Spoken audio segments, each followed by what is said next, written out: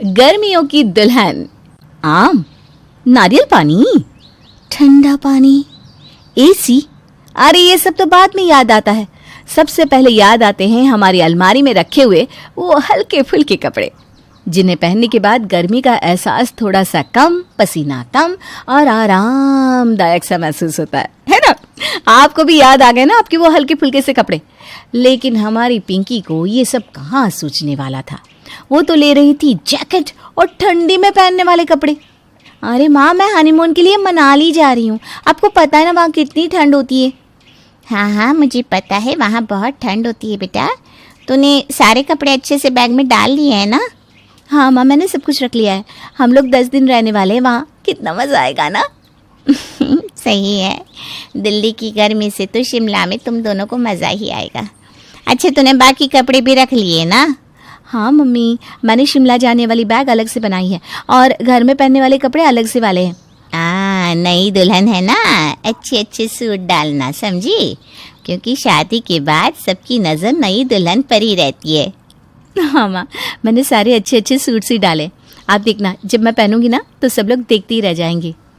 हाँ, और सारे गहने भी अच्छे से पहनना। हाँ बेटा। हाँ माँ, मुझे पता है। तुम ना ज़्यादा चिंता मत करो, मैं ऐसे तैयार होंगी कि सबसे अच्छी मैं ही दिखूंगी। चल, अब तू बाकी की पैकिंग कर ले, मैं आती हूँ शादी के बाकी काम देखकर। ठीक है माँ। अनुज को फ़ोन कर लेती हूँ, पूछती हूँ सारी पैकिंग हो गई कि नहीं। हेलो, मैं अभी तुम्हें ही याद कर रहा था। क्यों? अरे माँ ने तुम्हारे लिए कुछ कपड़े और साड़ियाँ ली है, तो बस यही सोच रहा था कि तुम उन कपड़ों में कैसी लगोगी। अरे वाह, तुम देखना, शादी के बाद मैं ऐसे तैयार होंगी कि तुम देखते ही रह जाओगे।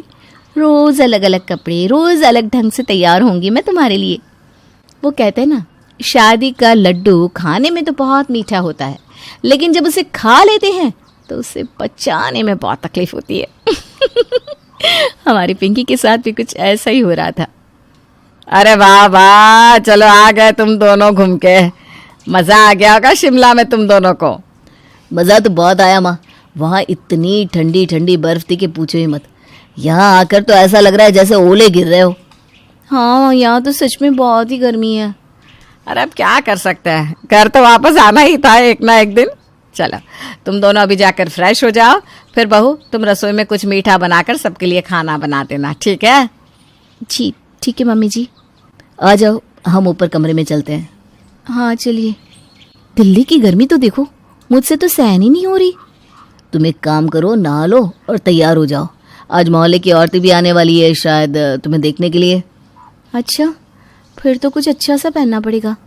क्या हुआ, तुमने कुछ कहा क्या? नहीं नहीं, मैं नहाकर तैयार होकर आती हूँ। तुम्हारे लिए कपड़े निकाल दूँ? मेरे लिए तुम ट्रैक और टी शर्ट ही निकाल दो। इतनी गर्मी में मुझसे इतने भारी कपड़े नहीं पहने जाएंगे।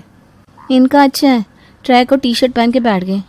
हे भगवान, मुझे तो भारी सा सूट पहनकर रसोई भी बनानी है और घूंघट डालकर बैठना भी है। आज तो बचा लेना राम जी।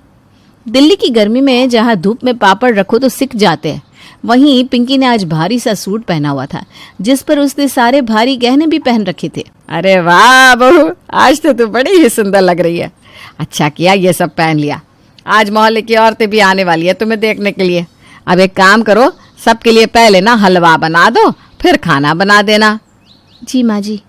और रिया तुम्हारी मदद कर देगी। हाँ भाभी, चलिए मैं आपकी मदद कर देती हूँ। रिया, तू नहीं कपड़े बदलेगी क्या? नहीं माँ, इतनी गर्मी है, हम तो यही नाइट सूट ही पहन कर रखेंगे बस। कोई मुझे भी नाइट सूट दे दो भाई। ये सूट पहनने के बाद तो मुझे ऐसा लग रहा है जैसे मैंने आग को लपेटा हुआ हो बदन पर। हाँ सही कह रही है तू। हम भी यही सोच रहे हैं कि कोई कॉटन का सूट ही पहन लेते हैं। हे भगवान, ये क्या जुल्म है। मेरे सामने ही सब लोग हल्के फुल्के कपड़े पहन रहे हैं और मैं हूँ कि अपनी मौत को दावत दिए बैठी हूँ। क्या हुआ भाभी, कब से आप कुछ सोच रही हैं? अरे नहीं नहीं, कुछ नहीं, बस यही। चलो हम हलवा और खाना बना देते हैं सबके लिए। हाँ भाभी, आइए हम आपकी मदद कर देते हैं।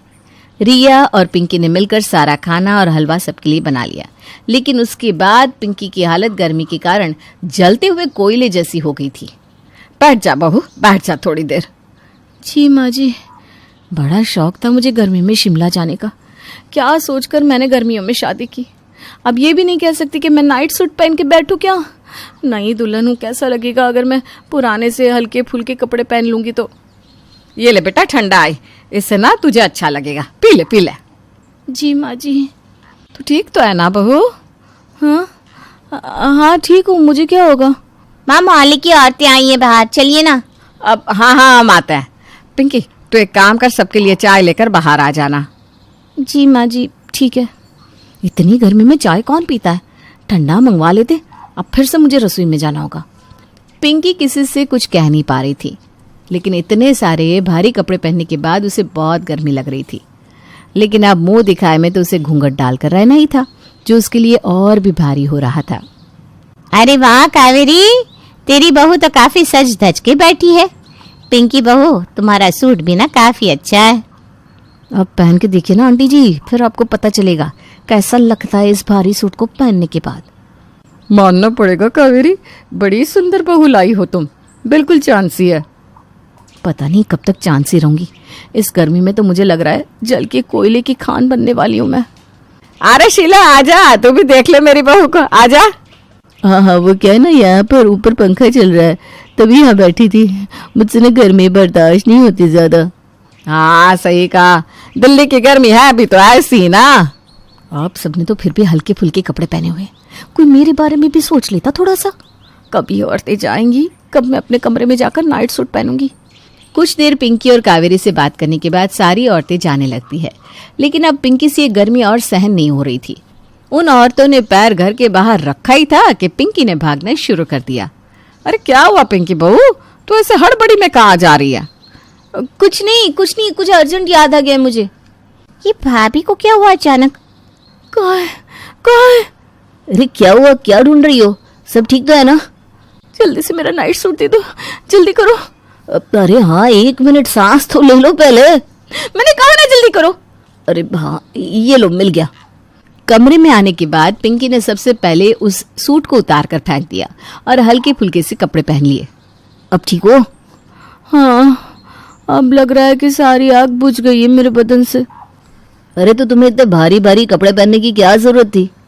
कैसी बात कर रहे हो तुम? मैं नई दुल्हन हूँ, अगर मैं ऐसे हल्के फुल्के कपड़े पहनूंगी तो तुम्हारी माँ क्या सोचेगी?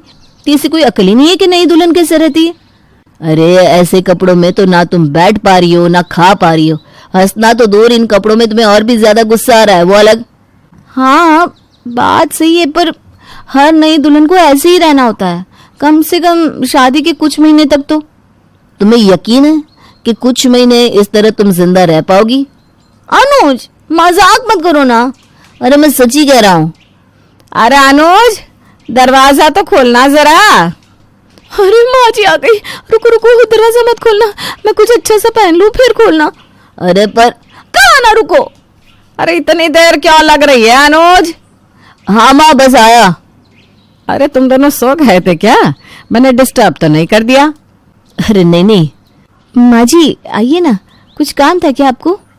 हाँ बहू, मुझे तुमसे ना कुछ जरूरी बात करनी थी, मतलब तू बुरा मत मानना। हाँ मुझसे कोई गलती हो गई क्या?